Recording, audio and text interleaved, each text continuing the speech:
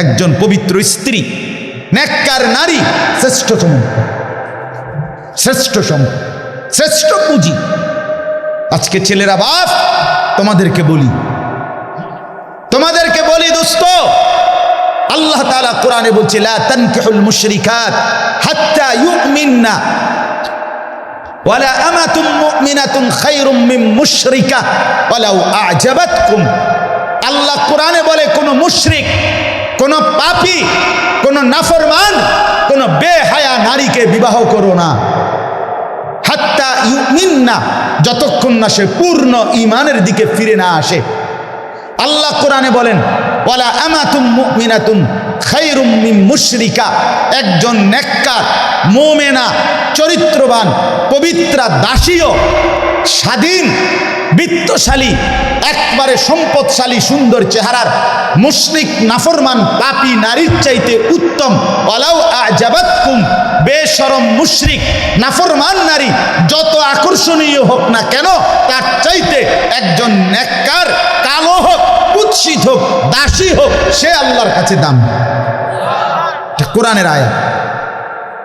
আজকে যেই সমস্ত ছেলেরা, আমি অনুরোধ করছি বাপ, নওজোয়ান, তোমাদেরকে এই বন্ধু বললাম, তোমরা যারা সকাল থেকে রাত 2টা 3টা পর্যন্ত মোবাইলে উলঙ্গ ছবি দেখো, নর্তকীর নাচ দেখো, সারা পৃথিবীর নারীর ছবি দেখো, অচিরেই বিশ্বাস করো পবিত্র নারী পেতে তোমার জন্য কষ্ট হবে।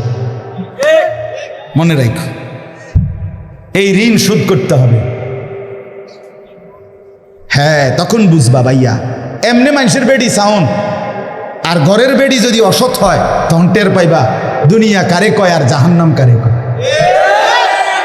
রাস্তার বেডি তো বেডি চাইতে চাইতে গেছো গা, তুমি বেডিও গেছে গা, তুমিও গেছো গা, কিন্তু যারে ঘরে আনছো স্ত্রী, এ বেডি যদি দুশ্চরিত্র হয়, এই মহিলা যদি চরিত্রহীন হয়, তো সব শেষ,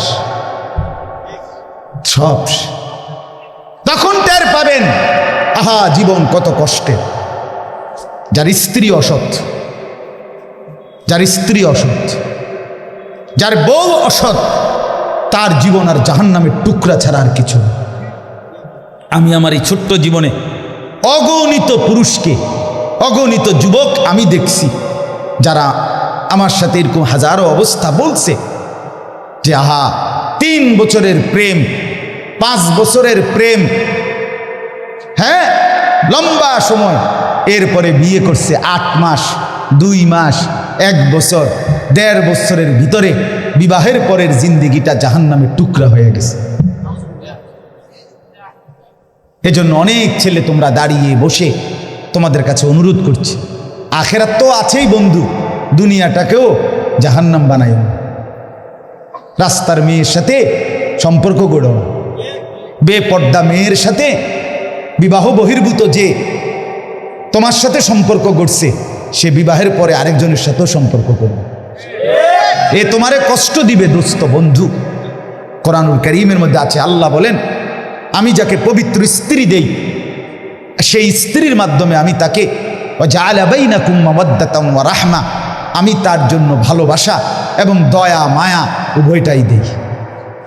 স্ত্রীর কাছ থেকে 2টা জিনিস চাইতে হয়, কোরআনে আছে। এক হলো মহব্বত চাইতে হয়, ভালোবাসা চাইতে হয়, আরেকটা হলো দয়া মায়া চাইতে হয়। শুধু মহব্বত না, 2টাই লাগবে। আমি 2008 সালে বিয়ে করছি, আজকে 2023 সাল, আমার এই 15 বছরের বিবাহের জীবনে তো আমার স্ত্রী আছে, হালাল স্ত্রী। তো আমি যখন 2020 সালে মোটর সাইকেল অ্যাক্সিডেন্ট করে পাও ভাঙ্গিয়া ফেলছি, তখন আমি প্রায় দীর্ঘ 6 মাসের মতো বিছানায় এক জায়গাতে 3 মাস, প্রথম 3 মাস পড়েছিলাম। হসপিটাল থেকে আইনা আমারে যেখানে রাখছে ওইখানেই আমি পড়েছিলাম, এক সুতা নড়াচড়া করতে পারি নাই। পেশাব পায়খানা, অজু গোসল, খানা খাদ্য সব কিছু এই এক জায়গায়। তো সেই 6 মাসের লাগাতার আমার রাত দিনের সমস্ত খেদমত দয়া মায়া করে আমার বিবি করছে। এটা রাস্তার নর্তকীর থেকে তুমি পাইতা না,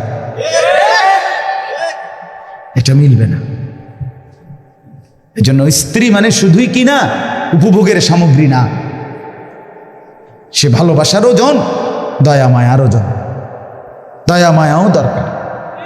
দয়া মায়াও দরকার।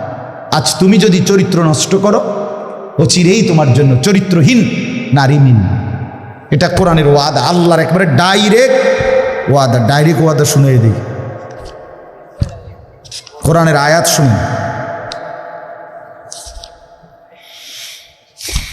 এই যে দেখেন আল্লাহ তাআলা কোরআনে বলছেন সূরা নূর, আল খাবিসাতু লিল খাবিসিন, খবিস পুরুষের জন্য খবিস নারী, আল খাবিসুনা লিল খাবিসাত, খবিস নারীর জন্য খবিস পুরুষ। এই ডাইরেক্ট কোরআনের আয়াত, ঠিক কইলেও ঠিক, ঠিক না কইলেও ঠিক। বুঝেন না, এটা কোরআনের আয়াত না, এটা ঠিক কইলেও কি ঠিক, ঠিক না কইলেও কি।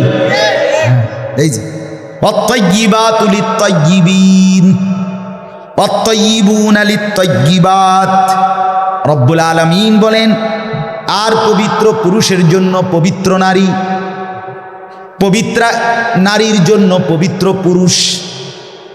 হ্যাঁ, টিট পর টেট নাকি, ইট মারলে পাটকেল খেতে। তার মানে হলো আজকে তুমি নষ্ট হইলা, অচিরেই তুমি নষ্টটাই নিতে এ বেশি দিন লাগবে না। রঙের গুড্ডি কাইটা যাবে, গুড্ডি কাইটা যায় না, এই রঙের গুড্ডি দেখতে দেখতে নাই বন্ধু। এই জন্য নষ্ট হইও না, হায়াত লম্বা। আল্লাহ হায়াত দিলে, আল্লাহ যদি বাঁচায় রাখে 60 বছর, আল্লাহ বাঁচায় রাখলে 70 বছর, ফুর্তি করলা তামসা করলা নয়তো 7 বছর, নয়তো 10 বছর যন্ত্রণা ভুগতে হবে, নয়তো 40 বছর দুনিয়াতেই মিয়া। এরপরে আখিরাত সেটা তো আছে, সেটা তো পরের বিষয়। দুনিয়াতেই যন্ত্রণা ভোগ করতে হবে।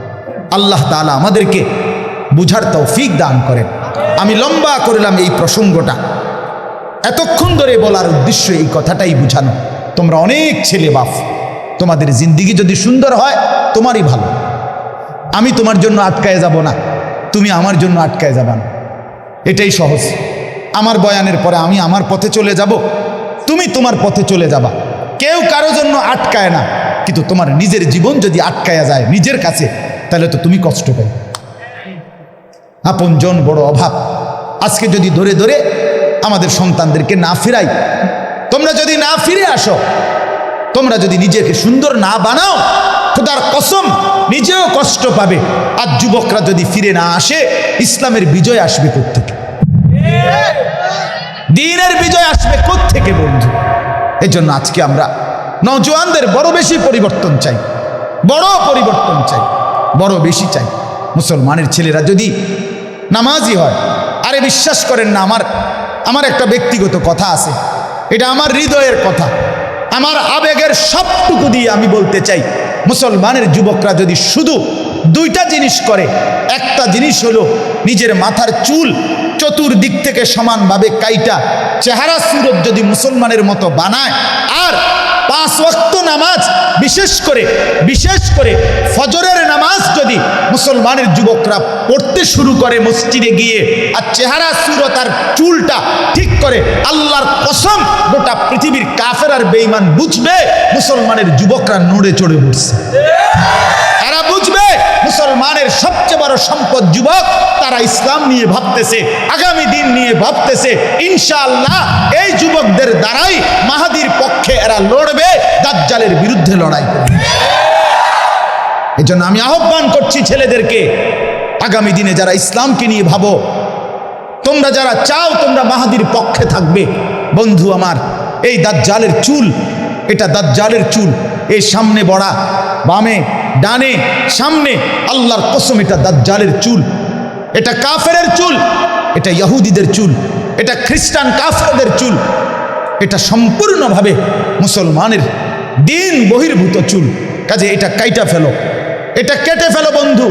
যদি মার পবিত্র দুধ খেয়ে থাকো, আরেকবার প্রয়োজনে মোবাইলে দেখো ফিলিস্তিনের গাজা উপত্যকার মধ্যে কি পরিমাণ মার রক্তে জমিন ভেসে গেছে, কি পরিমাণ মজলুম ভাই, ছোট্ট মাসুম বাচ্চা রক্তে গড়াগড়ি খাচ্ছে। মুসলমানের লাশ, গতকালকে পত্রিকা আসছে, মুসলমানের লাশ কুকুরে কামড়াইতেছে, মুসলমানের লাশ মাটিতে দাফন করার সুযোগ পাচ্ছে না। যে ইহুদি কুত্তারা, যে ইউরোপের ভাড়াটে সন্ত্রাসী ইউরোপ আমেরিকার জারজ সন্তান এই ইসরায়েলের ইহুদি কুত্তারা, তারা এই পরিমাণ মুসলমানকে জুলুম আর নির্যাতন করছে। বন্ধু, খোদার কসম, এই বেঈমান ইহুদিদের পক্ষ থেকেই এই পৃথিবীতে ছড়িয়ে দেওয়া এই চুলের ডিজাইন। আমি অনুরোধ করলাম তোমাদেরকে, তোমরা দয়া করে যদি মার পবিত্র দুধ খেয়ে থাকো, তোমাদের রক্তে যদি ইসলাম থাকে, প্রতিবাদের অংশ হিসাবে আমরা মজলুমের পক্ষে, আমরা মুসলমানের পক্ষে, আমরা ফিলিস্তিনিদের পক্ষে, আমরা মুজাহিদিনদের পক্ষে, আমরা দ্বীনের পক্ষে, আমরা ইহুদিদের পক্ষে না। এই কথার প্রমাণ হিসাবে আমি যুবক, তোমরা যাদের চুল বড় বড় ডানে বামে, তোমরা কি কদ্দুর নিয়ত করবানি? দাঁড়াইয়া নিয়ত করো যে ইনশাআল্লাহ তোমরা এই চুল নিজেকে মুমিন মুসলমান হিসাবে, প্রতিবাদের অংশ হিসাবে তোমরা চুল কাইটা ফেলবা। এই নিয়তে কিছু ছেলে দাঁড়াও, তো দাঁড়াও ইনশাআল্লাহ হিম্মত করে। না না, যাদের চুল বড় বড় ডানে বামে বড়, কাটো, নিয়ত করো, আল্লাহ বরকত দিবে। আরে লজ্জা পাইও না, ইনশাআল্লাহ আল্লাহ বরকত দিবে। আমি বললাম দাঁড়াও, আরো আছো, এখানে আরো আছো অনেক ছেলে, দাঁড়াও ভাইয়া, আল্লাহ বরকত দিবে। আমি বললাম ইনশাআল্লাহ তোমাদের দ্বারাই সমাজের পরিবর্তন হবে ইনশাআল্লাহ। তোমরা মাহাদির পক্ষে লড়বে ইনশাআল্লাহ, তোমরা দাজ্জালের বিরুদ্ধে লড়বে ইনশাআল্লাহ। বাকিরা যারা দাঁড়াইতে পারলা না, আমি কি দোয়া করতাম যে তোমরা যেন দাজ্জালের পক্ষে থাকো? তাহলে দাঁড়াও। না না, যারা দাঁড়াইলা না, তাহলে তোমাদের জন্য দোয়া করি যে তোমারে খোদা যেন দাজ্জালের পক্ষে রাখে, বেঈমানের পক্ষে রাখে। তুমি বলো, তুমি কি মার পবিত্র দুধ খাও নাই? তাহলে দাঁড়াও, আরো আছো ছেলে এখানে, দাঁড়াও ইনশাআল্লাহ, নিয়ত করে দাঁড়াও যুবক, দাঁড়াও, হিম্মত করো, দাঁড়াও ইনশাআল্লাহ। এটা প্রতিবাদ হবে ইনশাআল্লাহ।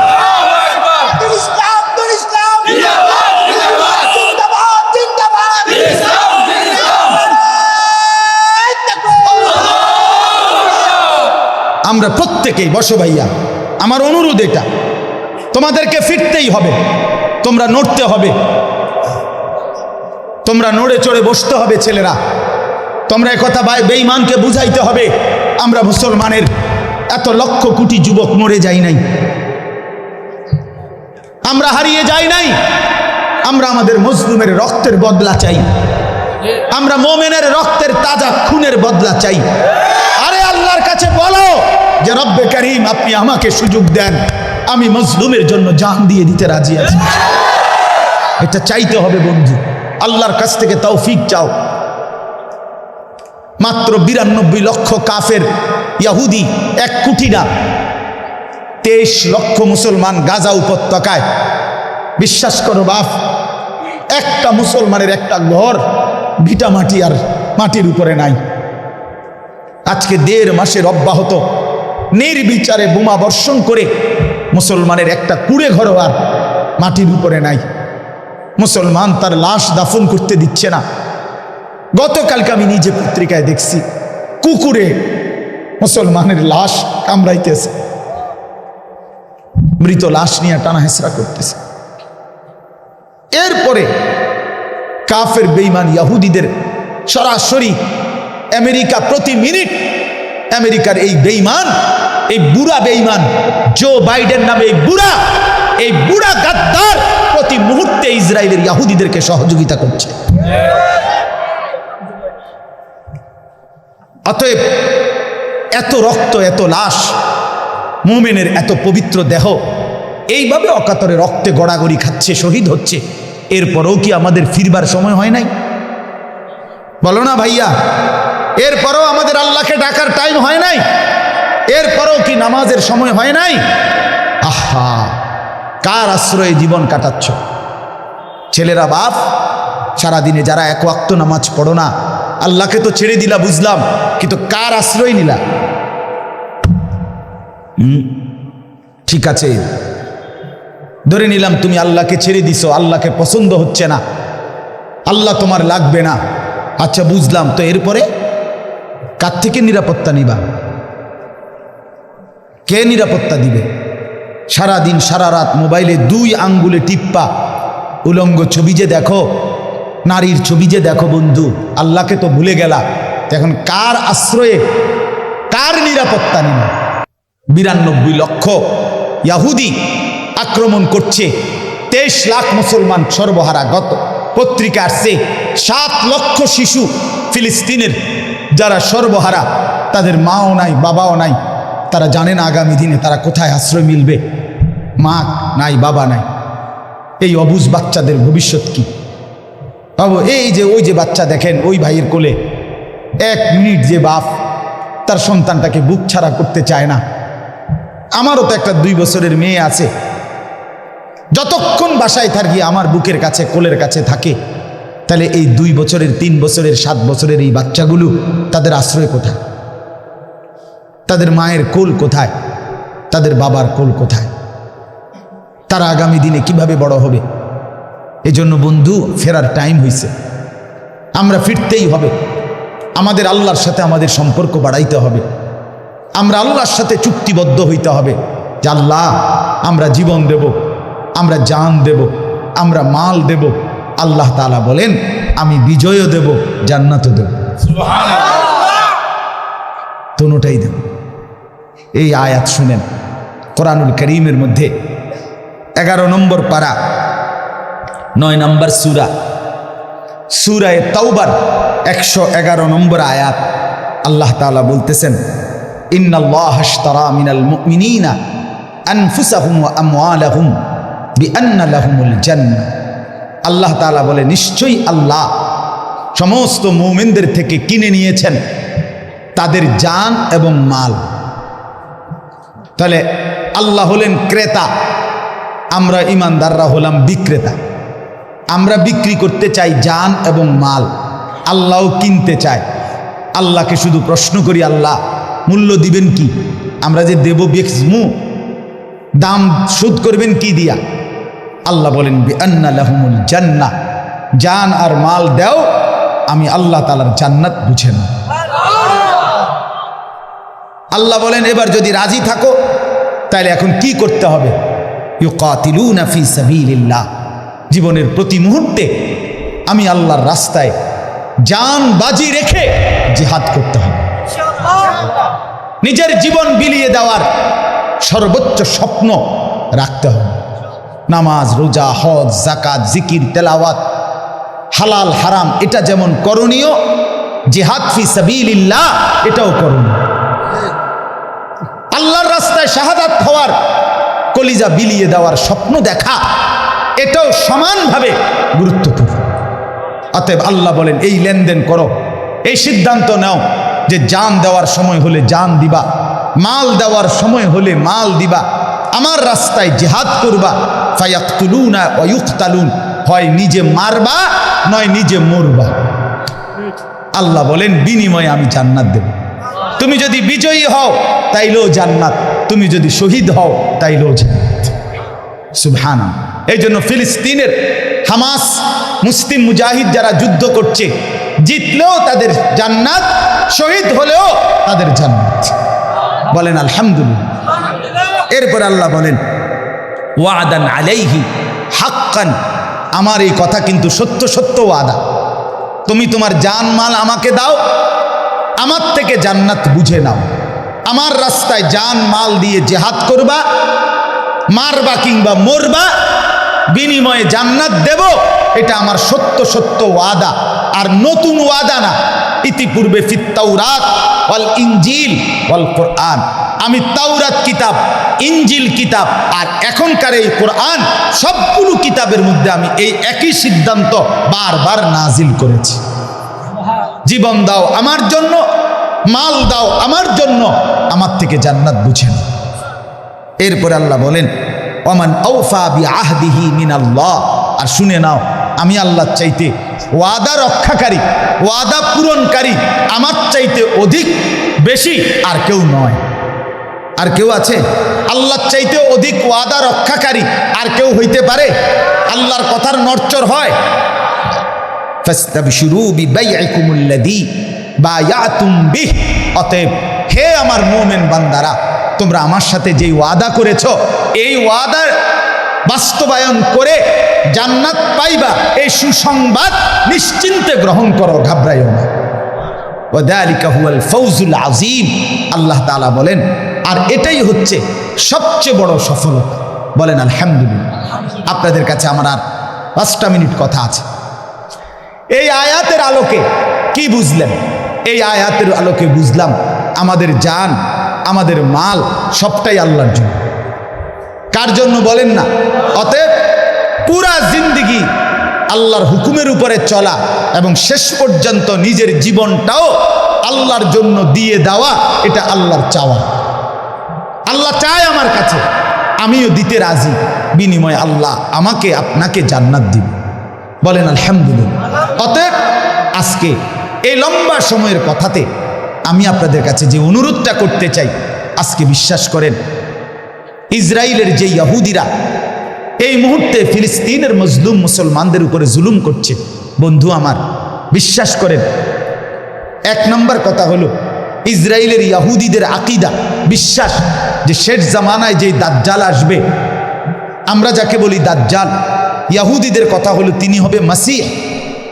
এই মাসিহ ত্রাণকর্তা ইসরায়েলের ইহুদিদের, তাদের বিশ্বাস হলো ইহুদিদেরকে সাথে নিয়ে ফিলিস্তিনের জেরুজালেম থেকে এই দাজ্জাল ইহুদিদেরকে সাথে নিয়ে সারা বিশ্ব শাসন করবে। এই জন্য সারা পৃথিবীতে একজন মুসলমানও থাকবে না, বরং ইহুদিদের হাতে হত্যা হবে, এটা তাদের বিশ্বাস। এজন্য শুধু ফিলিস্তিনের বিরুদ্ধে তাদের লড়াই না, বরং 180 কোটি মুসলমানকে নিশ্চিহ্ন করা, এটা তাদের লড়াই। এজন্য বন্ধু ভুলে গেলে চলবে না।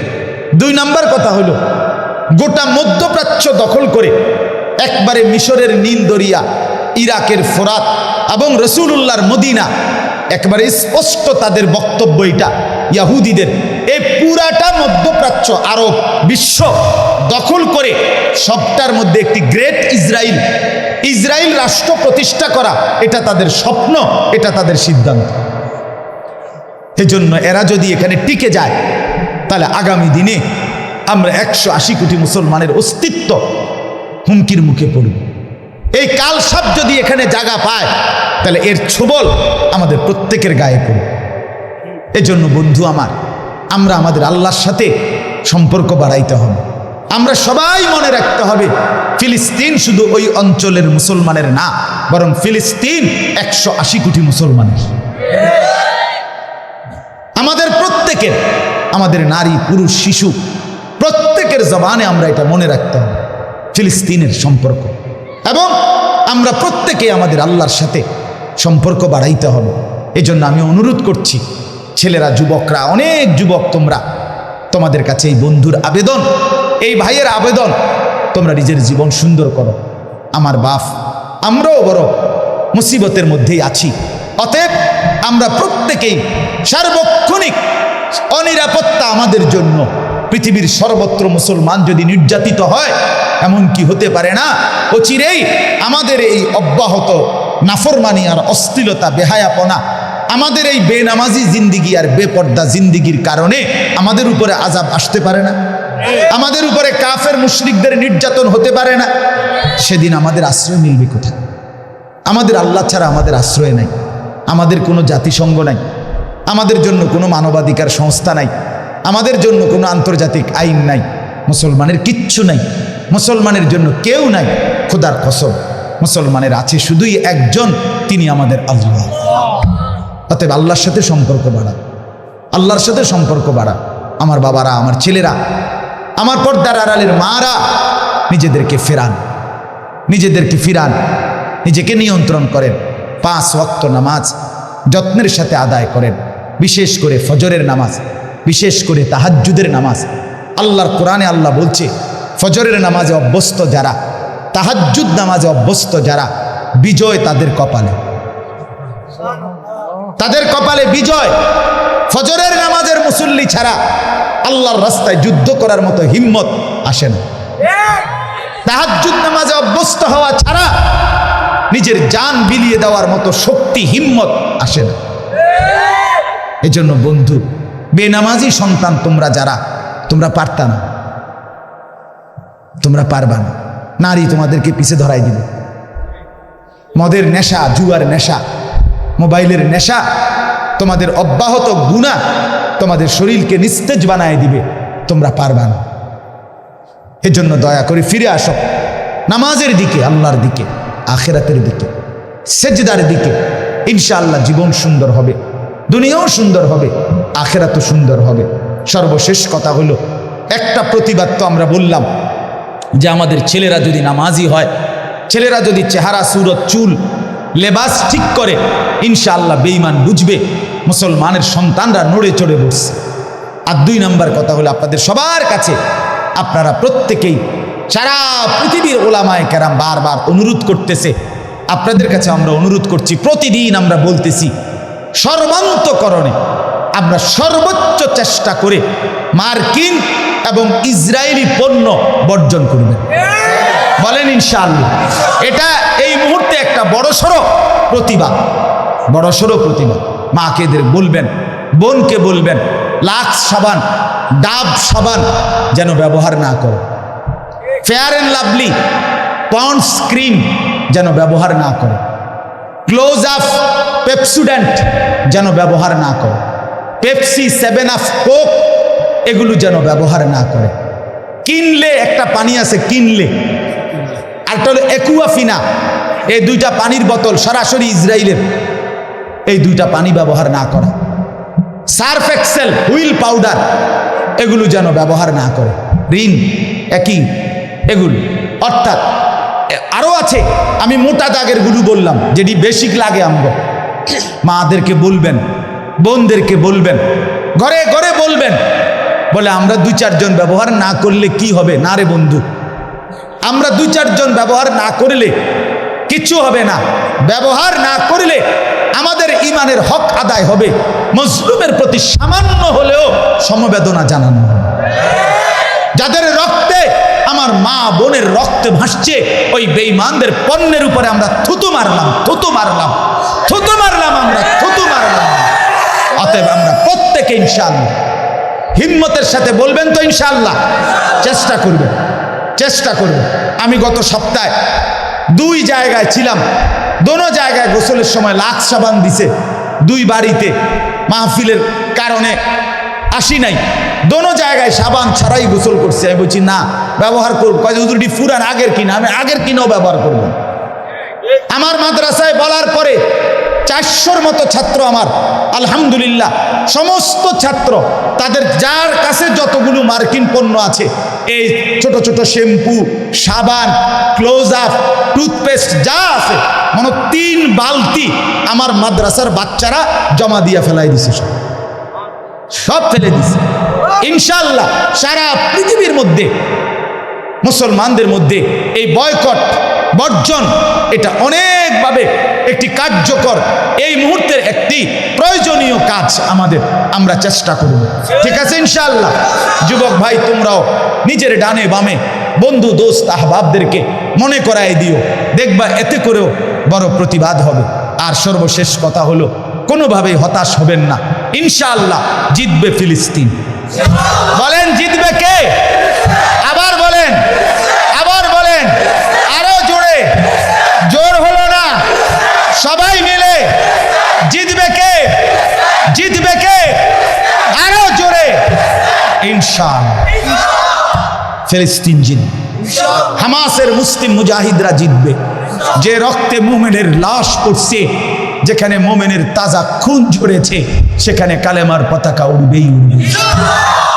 ইমানের পতাকা, বিজয়ের পতাকা উড়বে ইনশাআল্লাহ। ইসরায়েল হেরে যাবে, ইহুদি কুত্তারা হেরে যাবে ইনশাআল্লাহ, হেরে যাবে। হতাশ হবেন, হতাশ হবেন। আল্লাহকে বলেন, রব্বে করিমের সাথে সম্পর্ক বাড়ান। আল্লাহ তাআলা আমাদেরকে তৌফিক দান করেন, কবুল করেন, আমিন। আমার ভাই, আমরা প্রত্যেকেই নিজেদের ঈমান আমলের দিকে যত্নবান হব। এশার নামাজ পড়বেন, এখন থেকেই নিজের পরিবর্তন শুরু করেন। আমার যে ছোট্ট মাদ্রাসা আছে ময়নামতি সাহেবের বাজার মাদ্রাসায় আশরাফুল উলুম, ওই মাদ্রাসায় প্রত্যেক মাসের 2য় শনিবার মাসিক ইসলাহি মজলিস হয়। আসর থেকে এশা পর্যন্ত বয়ান হয়। আপনাদেরকে দাওয়াত দিলাম, যুবক ভাইদেরকে। এই আপনাদের কাছাকাছি ময়নামতি সাবের বাজার বলে যেটারে, এই সাবের বাজার গরু বাজারের পাশে আমাদের মাদ্রাসা। আপনারা যাওয়ার চেষ্টা করবেন। প্রতি মাসের 2য় শনিবার আমার গাড়িতে আমরা ছোট্ট দুইটা বই, আমার একজন বড় বুজুর্গ খুলনার হজরত, ওনার বই বিক্রি করি। আপনার রসুল্লাহ সাল্লাল্লাহু সাল্লাম তাহাজ্জুদ নামাজ রাত্রিবেলা কিভাবে পড়তেন, কতক্ষণ পড়তেন, কি পড়তেন, সব কিছু নিয়ে বিস্তারিত নবীজির দোয়া, মুনাজাত এবং তাহাজ্জুদ নামাজের বর্ণনা এই কিতাবে আছে। রসুল্লাহ সাল্লাল্লাহু আলাইহি সাল্লামের উপরে সাহাবাই কেরাম যেই দুরুদ শরীফ পড়তেন, এমন 40টা দুরুদ, এবং নবীজিকে স্বপ্নে দেখার আমল কি, এই ছোট্ট বইটাতে আছে। আমার বাংলাদেশের একজন অন্যতম বুজুর্গ খুলনার আল্লামা মুফতি নুরুল আমিন সাহেব হজরতের লিখিত এই দুইটা বই 220 টাকা মূল্যে আমরা বিক্রি করি। আমার কোনো বেনিফিটের জন্য না, এটা খুব ফায়দা, আমরা নিজেরা আমল করি। এই জন্য আপনাদের কাছে বললাম, যদি সুযোগ হয়, দরকার হয়, আপনারা যাওয়ার সময় কিনে নেবেন। আল্লাহ তাআলা তৌফিক দেন, আল্লাহ কবুল করেন। সুবহানাল্লাহি ওয়া বিহামদিহি, সুবহানাকাল্লাহুম্মা ওয়া বিহামদিকা।